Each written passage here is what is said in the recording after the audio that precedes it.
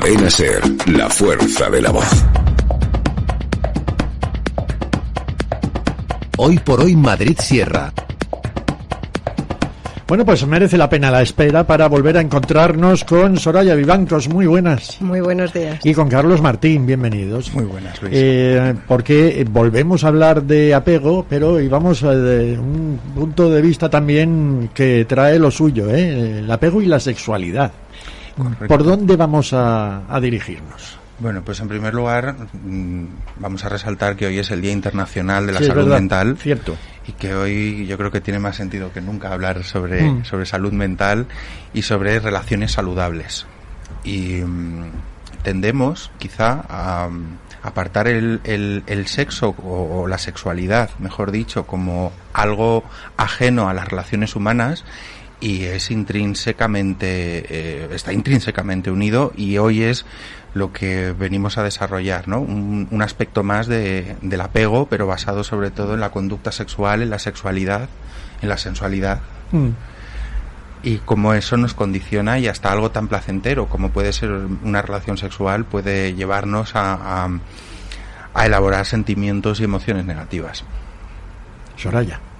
En esa línea, pues, ¿por qué apego? Pues porque los modelos de apego, como hablábamos, condicionan la forma en la que me vinculo, en la sensación de seguridad que tengo, en la forma de buscar relaciones. Entonces, indiscutiblemente tiene mucho sentido también. No solo es el amor, sino que la parte de deseo erótico, es decir, de sexo, lo que pues también se ve muy influenciado por estos modelos relacionales que hemos tenido inicialmente con nuestras figuras, ¿no?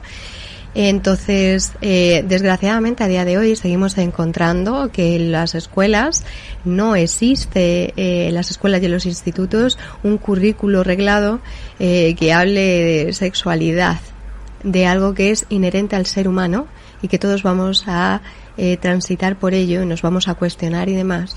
Entonces debemos plantearnos dónde nuestros niños y nuestros adolescentes aprenden el conocimiento que tienen. Pero esto no debería, yo me centro en lo que estoy escuchando y leyendo continuamente, pero no se habla de otra cosa últimamente, desde que algunos empezaron a levantar la persiana el otro día. Esto no tiene que empezar en casa. Sí, de hecho, es que son cosas que dan mucho pudor y mucho miedo precisamente por esto, porque no se hablan. Yeah. Entonces estamos muy perdidos. Nos tenemos que retrotraer a generaciones anteriores en las que tampoco se ha educado sobre el sexo y era algo que incluso era pecaminoso. Entonces, ahora hay una mayor apertura, pero es verdad que seguimos en una educación base que es fundamental para temas como lo que es la orientación sexual, el constructo de género, la violencia de género, las relaciones saludables, y son cosas por las que todo niño, niña, mujer o hombre van a tener que atravesar. Entonces, seguimos en esta línea de el pudor, de vergüenza o de incluso desconocimiento, en donde pues no hablar hace que a lo mejor pues ya los niños vayan aprendiendo, y esto es lo que tiende a pasar, que al final tú aprendes en el grupo de iguales, pues aprendiendo de cosas que miras en internet, de experiencias que te cuentan otras personas. Bueno, ahora porque internet, pero antes se aprendía con los amigos. Exacto, ahora sigue siendo así, solo que tenemos mucha más información. ¿Qué ocurre? Que no es una información que esté regulada, que sea veraz. Entonces yo puedo ver desde edades muy tempranas, que incluso han llegado a consulta mía, niños que tienen acceso a porno, porque al final a los 6 años. Sí, 6 con años. toda la facilidad del mundo. Estamos hablando de cosas que realmente tienen un efecto sobre la salud mental y sobre la forma de entender las relaciones y sobre dar lugar a una cuestión que tiene que aparecer en una edad, no a los 6 años, ¿no? Y como me decías, es importante hablar desde casa. Los padres, desde que el niño ya empieza a tener unos 3 años, hay que poder empezar a hablar de todo lo que tiene que ver con la sexualidad, adaptado a los niños. Por supuesto, no vas a hablar igual con un niño de 5 años que con un adolescente, pero tiene que poder hablarse, porque también tenemos que entender que hay niños y niñas que tienen muy claro su orientación sexual, su identidad de género, desde que son chiquititos, o ya empiezan a tener esta idea cuando ya se desarrollan en la adolescencia, y es necesario poder hablar de todo esto. Se dan muchos abusos, y esto hay que hablarlo, señores. En consulta, yo no me atrevo a poner a lo mejor un porcentaje, porque no deja de ser sesgado, porque es mi experiencia, pero estamos hablando que muchísimas mujeres, y hombres también, han sufrido abusos sexuales en la infancia. Y se tienen abusos sexuales también, no, en gran medida, pues tapados por la invisibilidad, porque la gente no denuncia, porque en muchos casos ni siquiera es lo que hablábamos, ¿no? No se habla porque de... en algunos casos es que ni siquiera saben lo que están haciendo. Exacto. Pero, vamos a ver, es que no sé, a mí me da muchas vueltas este asunto. Tenemos que enseñar en casa, en lo que podamos, pero también en el colegio. Pero es que luego hay determinadas familias y determinado sector ideológico que no les gusta que enseñen en el colegio. Entonces, ¿qué hacemos? Porque los que salen perdiendo siempre son los niños, los chavales. Yo creo que todo esto de alguna manera se está obstaculizando porque hay un debate que creo que todavía no está superado, y nosotros aquí venimos a hablar de psicología y no de ideologías como lo se intenta vender, ¿no? Pero es que estamos hablando de las leyes de la biología frente a las leyes del hombre. Estamos hablando de ciencia. Yo creo que es momento de superar este tipo de normas que de alguna manera como sociedad nos hemos autoimpuesto y que no tienen ningún tipo de sentido. Yo antes le comentaba a Soraya, desgraciadamente escuchamos mucho en consulta el momento en el que se inician las relaciones sexuales y además te dicen ya hemos hablado aquí mucho acerca del tengo que hacer lo que hacen mis amigos o mis amigas. Bien, mantener relaciones sexuales, de acuerdo, pero ¿dónde se busca esa información? Porque en cuestión de higiene, en cuestión de precauciones, un adolescente no busca, busca qué tipo de prácticas son las socialmente aceptables, ¿no? ¿Y qué referentes tenemos? Los amigos e Internet. Entonces, muchas veces ves a padres que te dicen en consulta, oye, yo me preocupo por dónde va mi hijo, con quién va, o mi hija, ¿no? Cojo el coche, lo llevo, lo traigo, pero cuando se trata de sexo es como, bueno, es ese terreno oscuro en el que se busca en la vida, ¿no? Y al igual que se trabajan y demandamos en colegios e institutos que se hable y se refuerce de la inteligencia emocional, del manejo de emociones, del pensamiento crítico, es que la sexualidad va ligado también a esto, porque es otra faceta más, pero como decía Soraya, es que es inherente al ser humano. Entonces no lo podemos separar. Nos reímos a veces, y en este programa lo hemos hecho alguna vez, cuando se hablaba de estudiar en determinados colegios donde, por ejemplo, pues se habla de que la masturbación es algo pecaminoso, es que forma parte de la vida. Es que no es una cuestión de ideología de si a mi hijo quiere o no quiere, es que su hijo es un ser humano como el resto de seres humanos, que atiende a unas leyes biológicas. Cuanto antes se hable desde una comunicación asertiva, no despectiva, no discriminatoria, sino que podamos abrir y ensanchar este espacio, ¿por qué no? Como decía Soraya, es que el consumo de pornografía se ha adelantado en edad, porque antes, pues bueno, en el mejor de los casos había uno del grupo o una del grupo que compraba la revista y se compartía. ¿Qué tiempos? Ahora cualquiera tiene acceso y a una información distorsionada, y esto ya lo hemos tocado en otros temas y no vamos a incidir sobre eso, pero es que eso es una representación.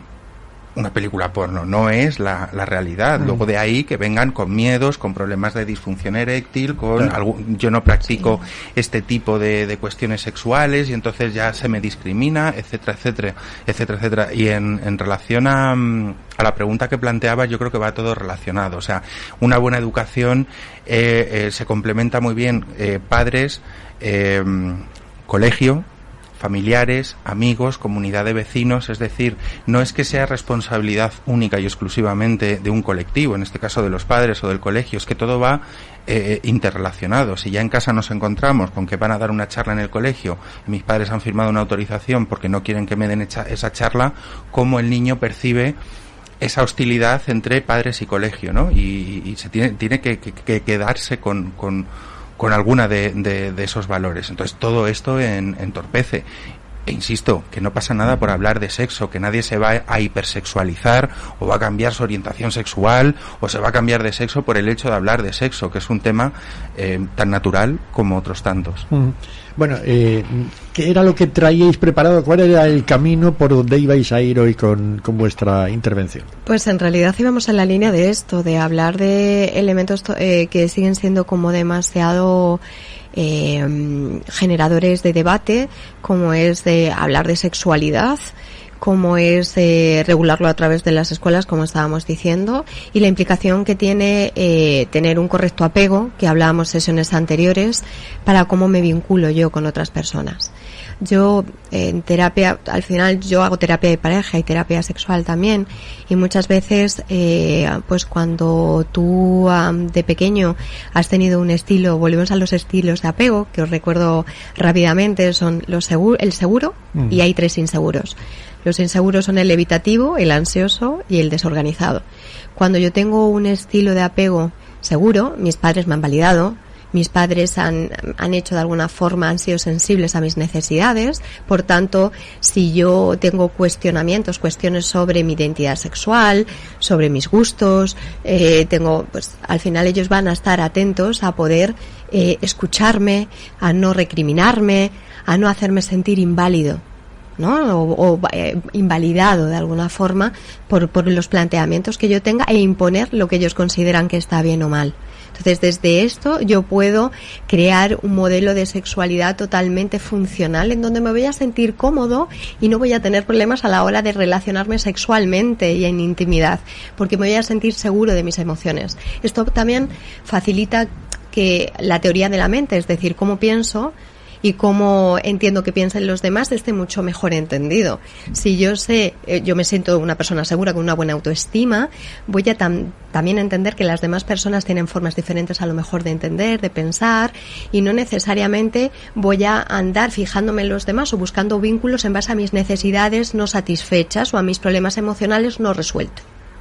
Ahí estamos hablando de los modelos de apego, por ejemplo, ansiosos, cuando recordamos que los ansiosos eran padres que habían sido ambivalentes, es decir, habían dado como una información de vínculo afectivo un tanto confusa o a lo mejor muy dependiente. Entonces los niños no sabían dónde estaba el límite de lo que es para ti o para mí, de lo que es una necesidad tuya con respecto a una mía.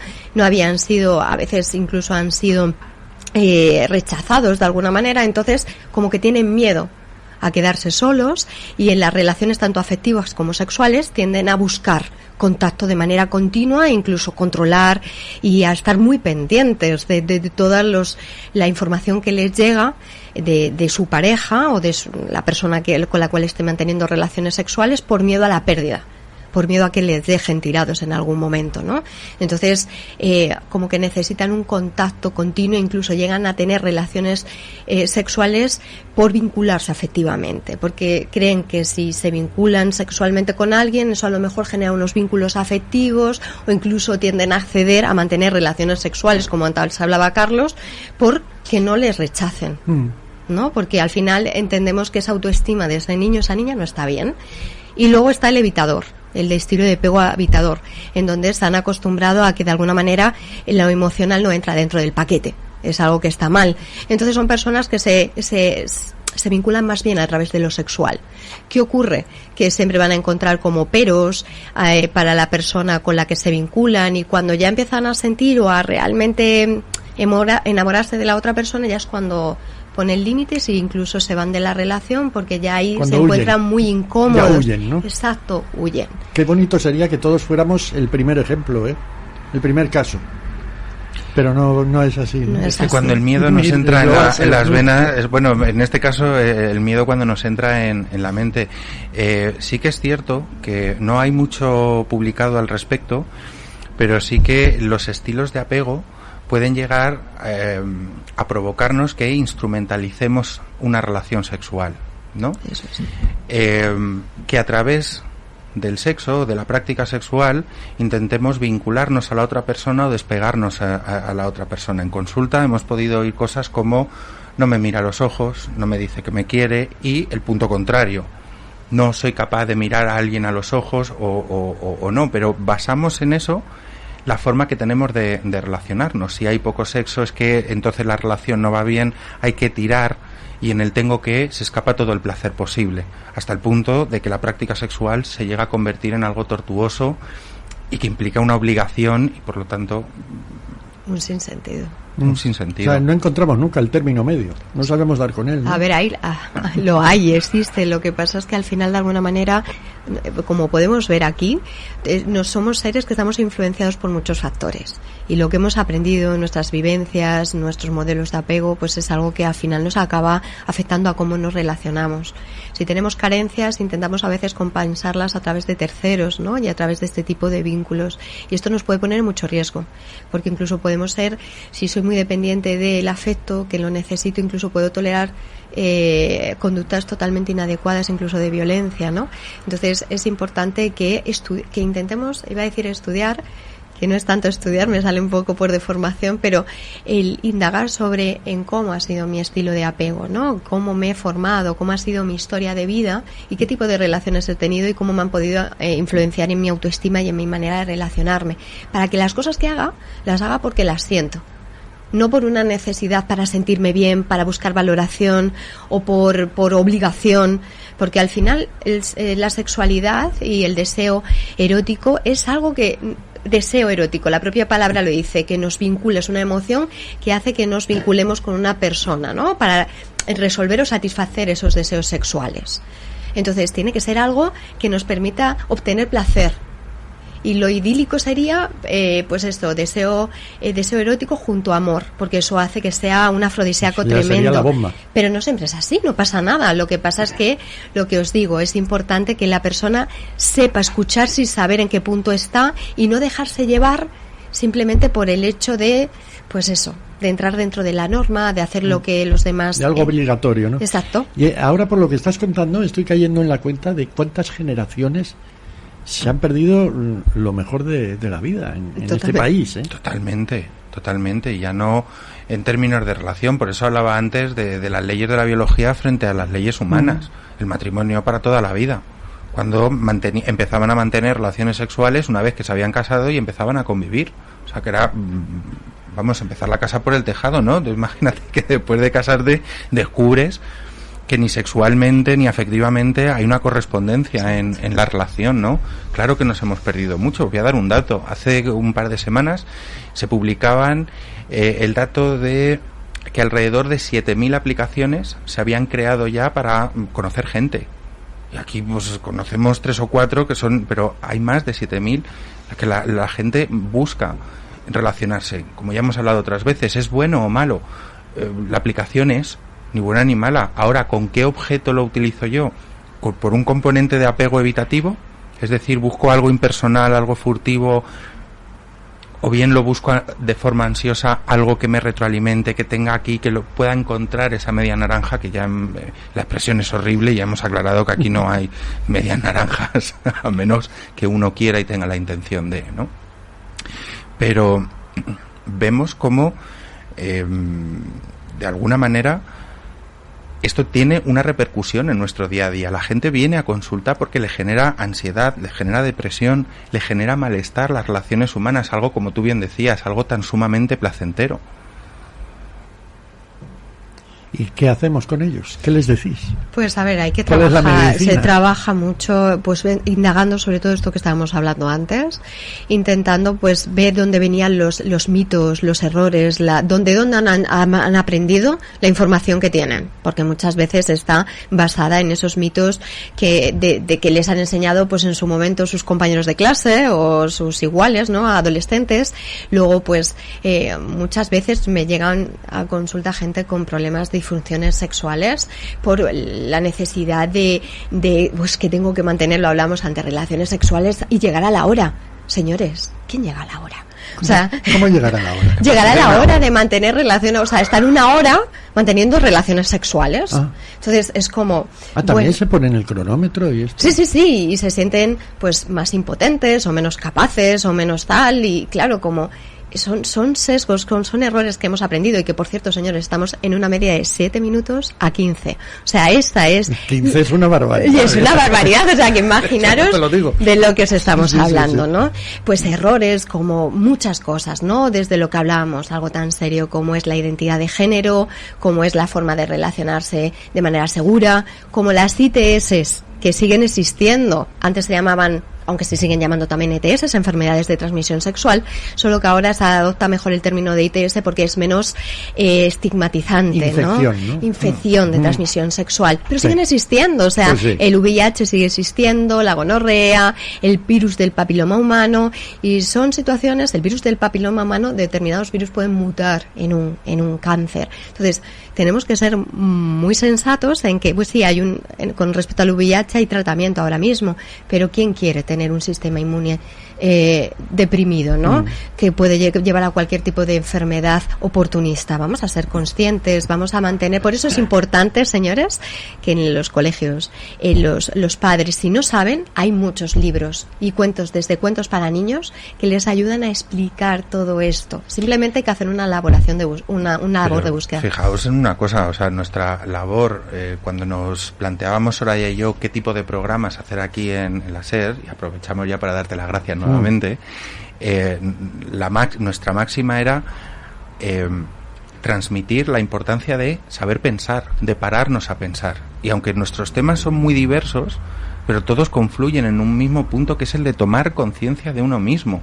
O sea, sobre todo si nos están escuchando adolescentes que están en esa situación en la que amigos o amigas mías han empezado a mantener relaciones sexuales y yo necesito estar a la par, vamos a parar a pensarnos si realmente me apetece mantener relaciones sexuales. Esto en primer lugar. Y en segundo lugar, si las quiero mantener, que yo me sienta completamente a gusto, que sea algo íntimo, algo que sea placentero y que no esté seguro y que no esté condicionado por si ponerme, voy a decir que hice una barbaridad, pero es que se oye en consulta, que si ponerme a cuatro patas, que me tiren del pelo, que me hagan esto, que me den un cachete, oye, vamos a... El porno heterosexual es muy dañino porque replica unos modelos terribles de cómo debe de ser, y eso genera también muchas disfunciones sexuales. De ahí también viene lo de la hora, ¿eh? Yo me quedo... La hora y el tamaño y muchas cosas. Y el nivel de erección, que en una hora no se puede bajar y te encuentras. El trato hacia la mujer o hacia el hombre. Chavales, sobre todo en este caso chicos de 18, 19, 20 años que te dicen que tienen un problema de erección, cuando sabemos que, mira, en otros aspectos puede haber varios motivos o varias etiologías, pero aquí sabemos que a menos que haya una lesión medular, la erección es psicológica. Aquí los datos son muy contundentes, o sea, no hay medias verdades, ¿no?